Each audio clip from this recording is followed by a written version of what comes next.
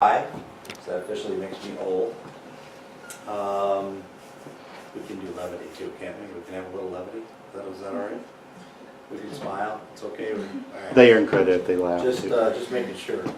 I am 53 years old, still married to my best friend after 28 years. I have two awesome kids. One's 26, one's 24. Finally out of the house in their own houses. It's amazing. I don't know what I'm doing with all my extra money. In the fall now that I went to pay for college, which is awesome. And what's a neat fact about me is my son plays drums in my band. I've played in a band for 35 years. In fact, we play the Stone Lounge every once in a while. It's Taylor Made is the name of the band. As far as my professional background, I am a New York State DCJS, which is Department of Criminal Justice Services, General Topics Police Instructor, Firearms Instructor. I am a Master Instructor, which means I teach the instructor course for police officers, the instructor course for firearms. I'm a TASER Instructor, a Less Lethal Impact Conditions Instructor, an Aspartame Instructor, Interview Interrogation Instructor, and I've been involved real heavy with the Academy training in Zone 6. So I'm in charge of firearms for this entire zone. I also teach active shooter response. I'm a nationally certified active shooter instructor. And it's good for you guys to know that since 2007, we've been training with all the local police agencies on campus and off campus for in the event of an active shooter. So all of our local officers train together, and we create a high-stress environment for them with the gunshots and screaming people and bleeding people and the whole 9 yards once a year, so that they understand what that's all about. So I've been here at SUNY Cortland since 1991. I am heavily involved with the EOP program, with Summer Institute, and also RA training, as you well know. Also been involved with heavily into the programming mode of our department since I've been here in the 90s. So if there's any question you always want to ask a cop but never did, I'm the guy to ask, because I will give you a plain answer. I'm in the most politically correct fashion I can muster, but I'm a pretty plain-spoken individual. So please ask questions if you have questions about building security, safety at night. You guys should know that our department is open 24/7. Not only that, where you guys are, even though this is our jurisdiction because it's a state-owned property by SUNY Cortland, it lies in the middle of the city of Cortland. So if you dial 911 from here, you're going to get the 911 center right here in Cortland, and they will dispatch both us and the city police here most likely in the event of an emergency. What's your biggest concern being here after hours? You guys are burning the house down. We're going to have to call the fire department. You guys' questions are coming so fast. Being here alone. Not being able to party while you're here. It's the biggest concern. So you guys are in this front area, right? So the back area, anybody who gets in this building will need to have a key or card access, correct? They will all have card access coming through the back door, and then they'll open up the key in the front door. The front door will be keyed open, and then we, University Police, will come by and key this building closed as a routine. Anytime after 5:30, 6 o'clock at night. So if you want that front door open after hours, you probably ought to let somebody know about Yeah, that. we'll be working there. Know that we'll be locking up at 10 on those nights that we are. Okay. Because we do, our officers check on my shift. I have what's called the C line. That's from 3 p.m. to 11 p.m. Well, the good news is, maybe it's not good news for some of you already, but I'm retiring June 30th. So I finally went up and got my numbers, and I'm going to retire. So I can't even think now. I'm so excited about it. But I've worked 25 years, or will work 25 years, and never see a day shift. Isn't that so awesome? Huh? Holidays, weekends. I think I only got 2 Christmases home my entire career. But it was midnight shift, so I could come home and the kids were just biting the pit to get up at 7 o'clock. Just a little more about me. So everybody have a key to the front, and then you'll have your scan in from the back. So the biggest thing is just to report anything that's out of the ordinary. What do you think's out of the ordinary? Like a broken window. Broken window? How about any people that come in here? It's like people you're not expecting to come in, or like people walking around the building, like. What you guys refer to as townies? Right? I am a townie, I just have to admit it. I was born and raised about 5 miles from here in a little town called McGraw. But I still have all my real teeth. Thank you very much. So the myths about townies aren't all true. But seriously, if you get people in here that are, they're called, well, it's man or out of place, if you will, lights, cameras, but your program is open to students primarily, yes? So it's going to be a study place for first year, first semester students. Mm-hmm. Right. As some of you well know in the Army for sure, some first year students party anywhere they go. It doesn't matter if it's a study hall or residence hall room or an academic building. So if they're signing up for this program though, chances are they're probably serious about studying, hopefully, right? So it'll be a quiet place. Is it going to be like a library atmosphere kind of thing? Sort of, yep. So if people are a little loud, you're probably going to have to go over and deal with, how do you deal with the difficult people? Anybody ever taken any deal with difficult people course? I know you have. That's something you might want to get yourself interested in, and I can do that for you before I retire if you want. I give a dealing with difficult people 3D presentation for early RAs. I'm also the advisor for the emergency squad on campus, so if you have a medical issue as well, everything can be solved by dialing 911. Or if you call our office, if you have us in your speed dial, 2111-2112, we also can call medical, anything medical for you, and have them here pretty darn quick.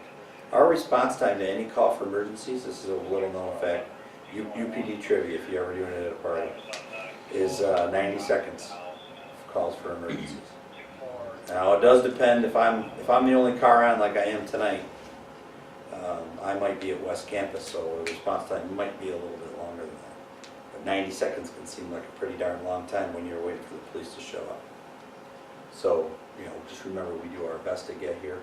When you call, please be clear about your name, where you're calling from, what the nature of your call is about, and where our officer could find you when they arrive, and give you your first name.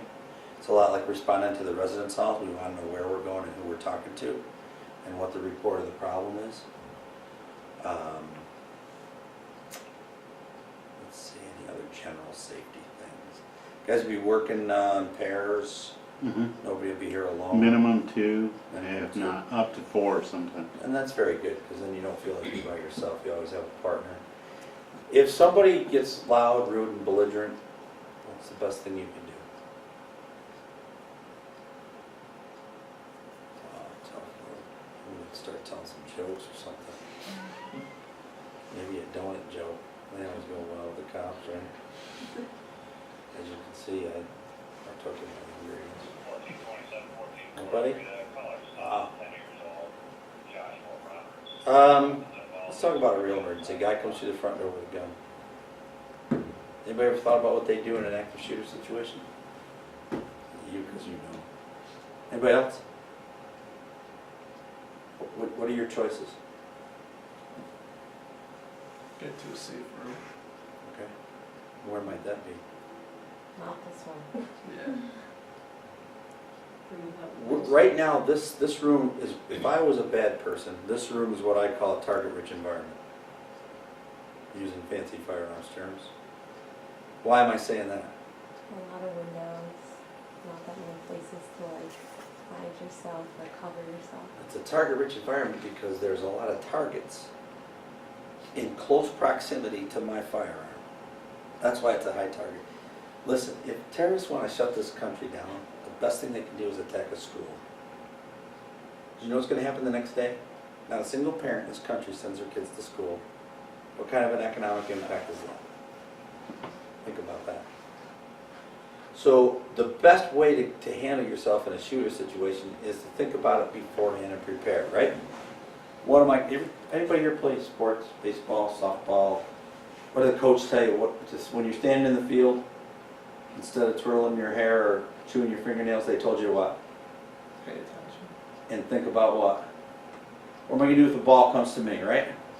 Same thing with active shooter. If you haven't given any thought to it about how to survive in active shooter situations, you really have three choices. I'm gonna show you a little video in a minute. It's about a 5-minute long video, but it's a pretty good video put on by the Department of Homeland Security out of Texas.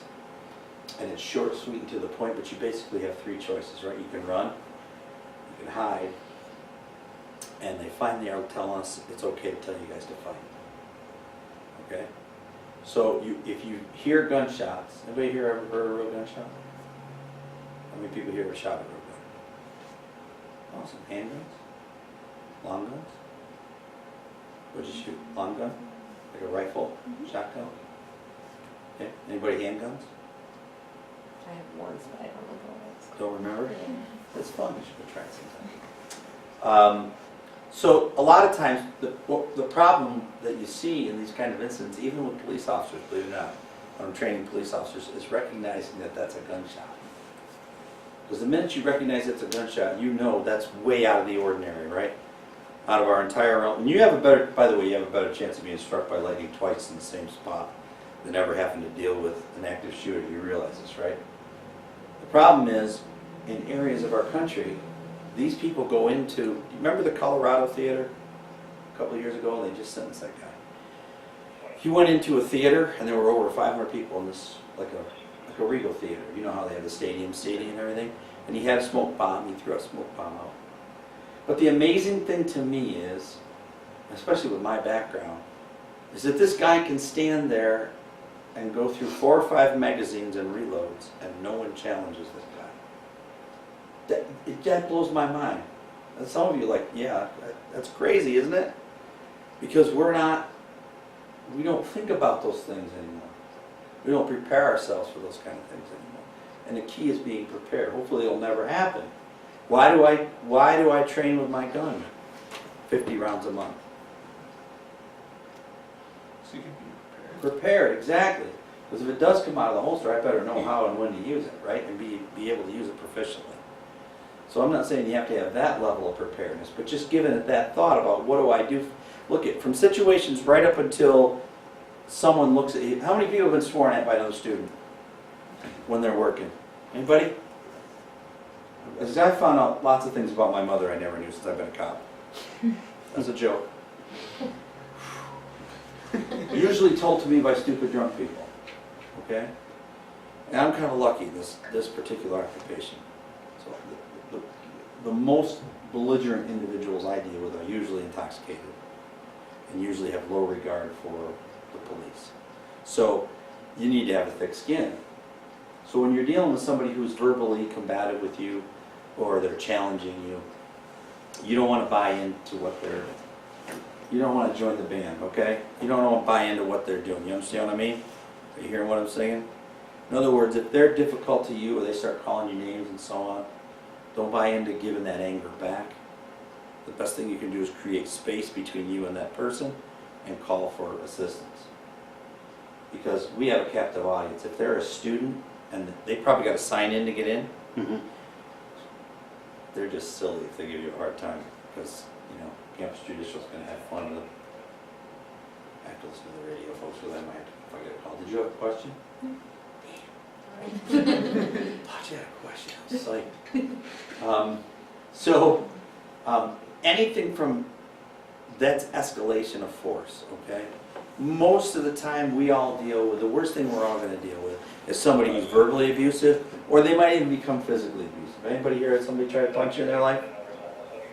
Okay, so you understand what I'm talking about with physical competition. If someone wants to physically confront you, don't even get involved with it. If you have an escape route, use it. Call us and we'll be here. And because we're not going to tolerate any kind of physical assault on anyone.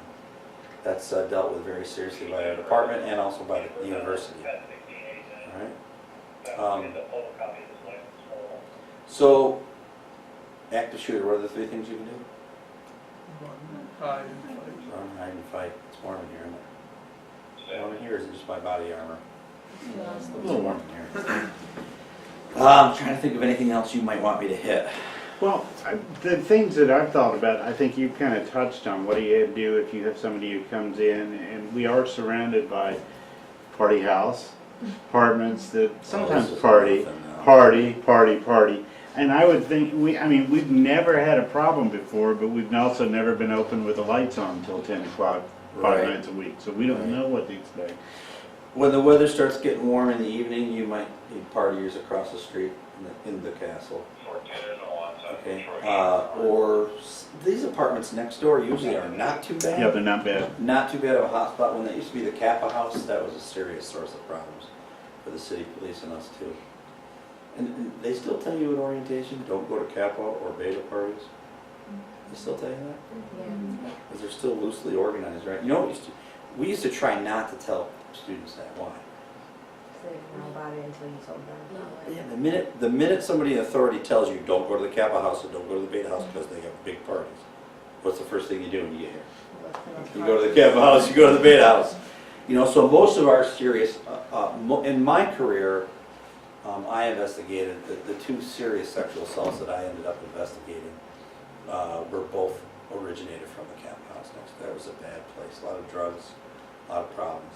Well, it might help to know the house isn't here anymore because It's gone, yeah. they burned They some, burned another it down. one burned it down. The young man who burned that building down and who was sent to prison for it, I talked to as a freshman, and I would have never guessed that he'd have been capable of something like that. He was so impressionable that once he got into that organization, he took the fall for that over there, that young man did. And I was kind of sad to see that, but a lot of pressure from other students to, they were having a little war between fraternities, and then one threatened to burn the place down, and so we just went over and did it.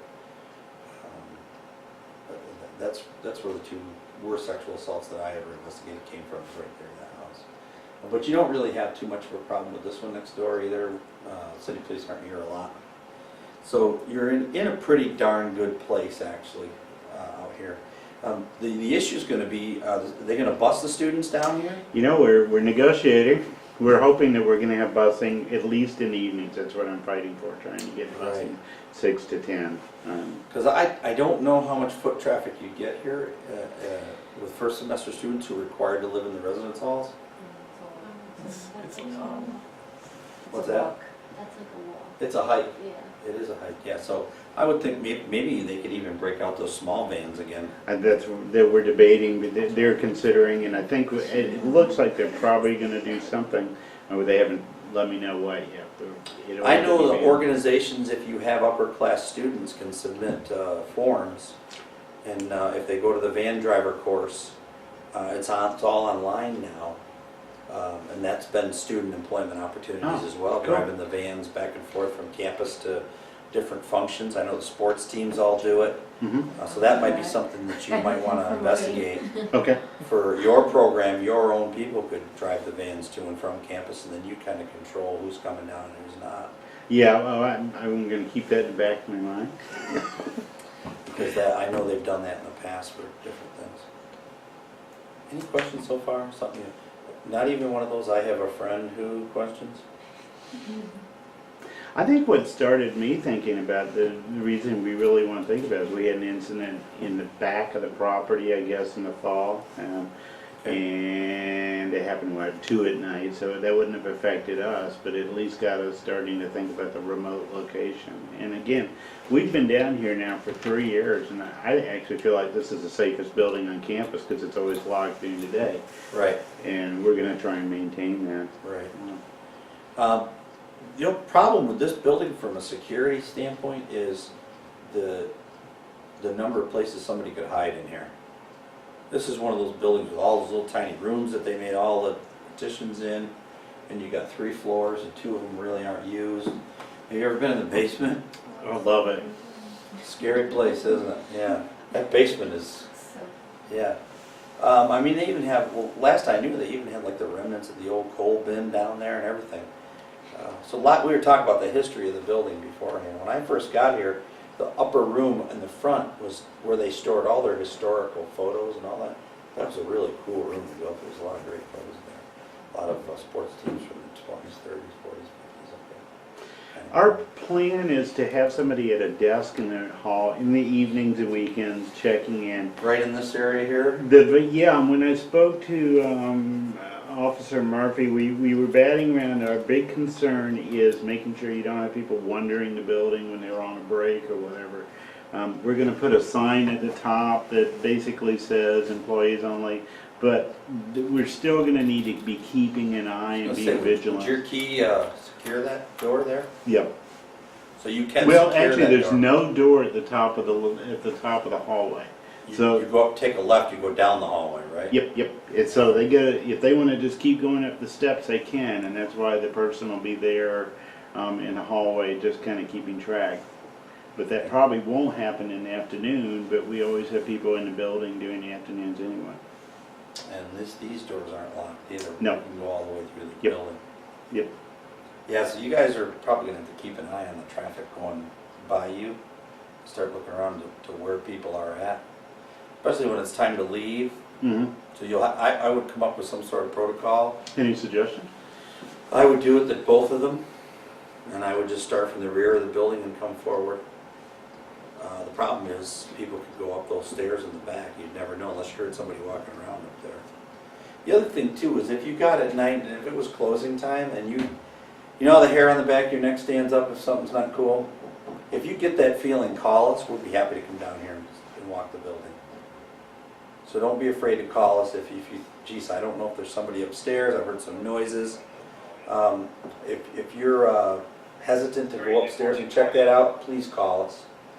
We'd be more than happy to come down and do that for you. We don't want you feeling like you're not going to be safe walking around. So please utilize the resource. We'll come down and help you out. Believe me, we do sillier things all the time. People lock themselves out of their office on campus about 30 times a day. Faculty, that is. I've locked myself out of my office many a time. Been there, done that, right? But we go search areas if somebody doesn't feel comfortable walking through an area, and we're happy to do it. What's nice is the back door closes and locks automatically, and you're not getting in with that card swipe unless you have a master key. So really your entrances are here, and that helps. So when you're working your shift, and again, you're working with other folks, but just be really diligent in this area. You're probably... And we don't have cameras in this building either, I don't believe. We've discussed that before, but apparently there's some, once you put a camera in, you create some liability, which is why we haven't done that. Oh boy, Um, for the love of God. Sometimes this let's not do that because it might be liability. In all actuality, that camera improves the safety of the building exponentially because our crime is the lowest it's ever been on campus since I worked here. And a lot of it's due not only to national trends, but also our camera system. Anybody been in our office, saw the big monitors in there? There's over 200 cameras we can pull up and control on campus. Every residence hall exit and entrance has a camera. Every residence hall elevators have camera. And believe me, I've seen some interesting stuff on those. The things people do in elevators at 3 o'clock in the morning. Want to hear a good story? I was sitting at the desk one morning, it's about 3 o'clock in the morning, and I just happened to look up at the elevator cameras. And you know, we can call the elevator up and I can hear what's going on in the elevator and I can talk to the elevator. So this couple gets on the elevator and you know, they're a little petting going on. And he says something in her ear and she says no, and he says it again. She says no, we'll get caught. And he says no, you won't. She finally acquiesces. I don't know what floor they're going to, but they're on the elevator a little bit. It's towers. And so she decides she's going to do the act that he asked for. So just as she's beginning to get serious about the act he asked for, I got on the speaker and said, you know, I can see you guys. It's like, oh my God! I told you this was a bad idea.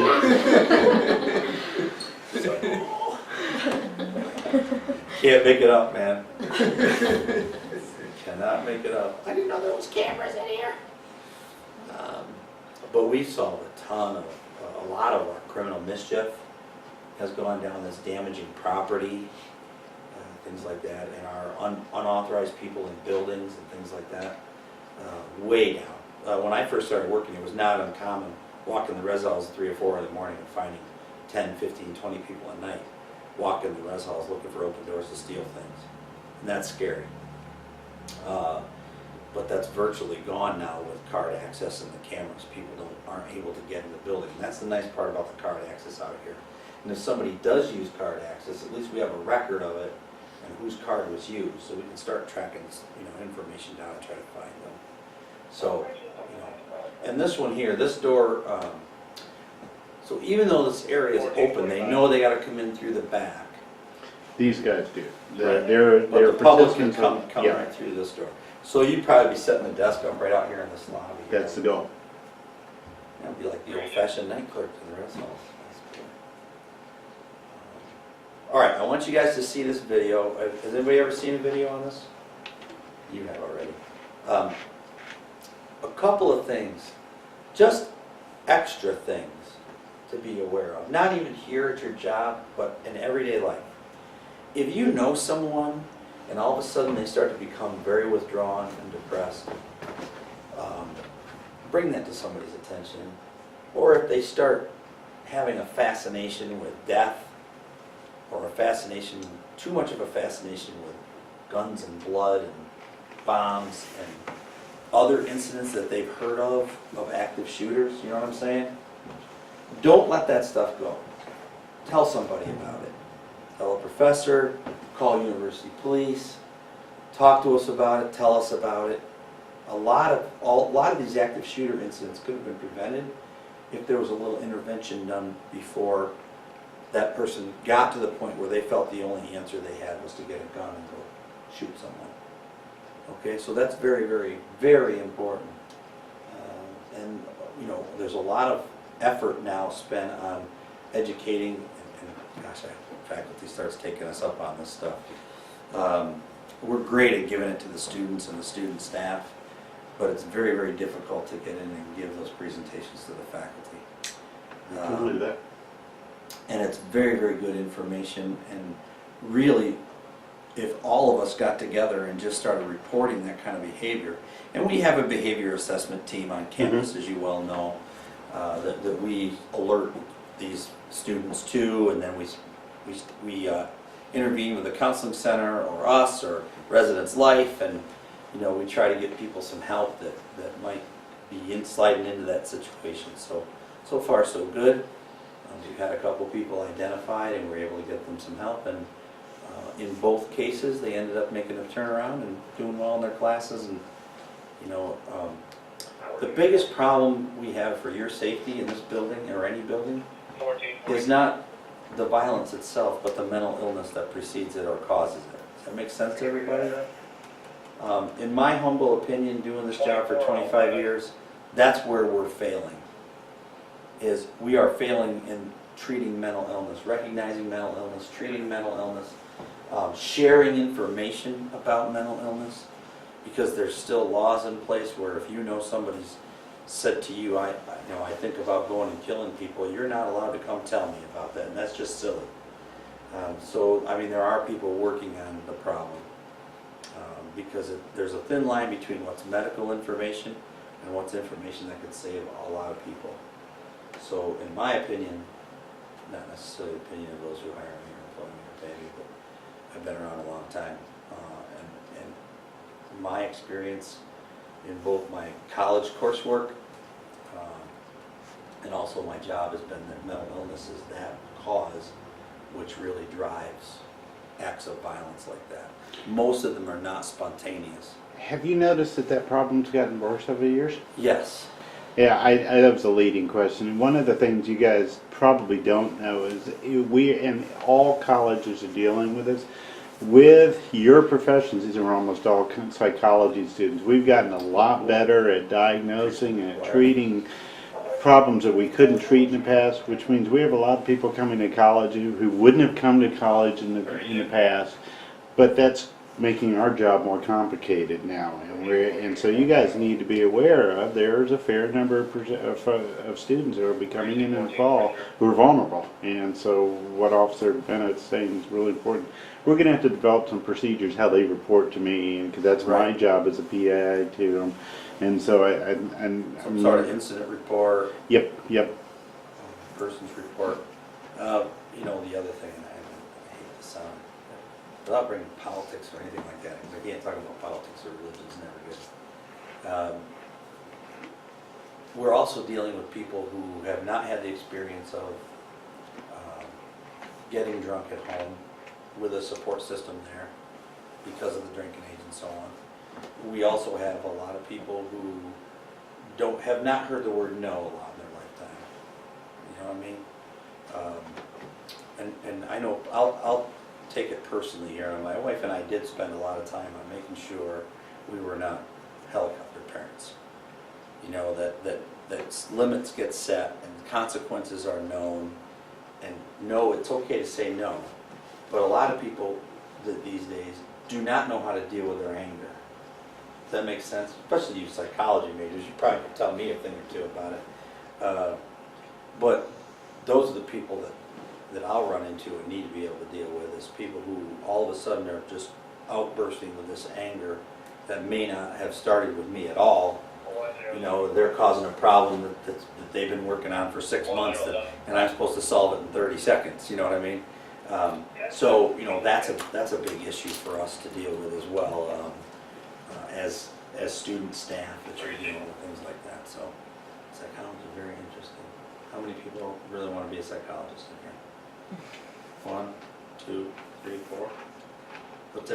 4. How many psychology majors? Okay, but you don't want to be a psychologist. What other career choices do you guys choose from? Is it like a general degree, so to You could speak? technically go to undergrad for psychology and do grad school for a lot of things. But, Okay, okay. So you're building the foundation with a psychology degree. well, I'm personally not, but I think people do. Okay. And you could go into a lot of different areas. You could probably go into social work. You could go into any kind of, you know, license, human resources, counseling, res life, that kind of thing. So yeah, that's very interesting. Very interesting. Maslow's. All I remember from psychology is Maslow's hierarchy, right? Everybody knows Maslow, right? We still teach Maslow in instructor school. How adults learn, you know what I mean? All that kind of good stuff. So what's old is new. All right, let me play this video for you guys. If you haven't seen it, it's a pretty good video.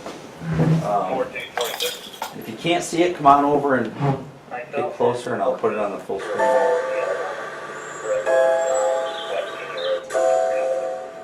It may feel like just another day at the office, but occasionally, life feels more like an action movie than reality.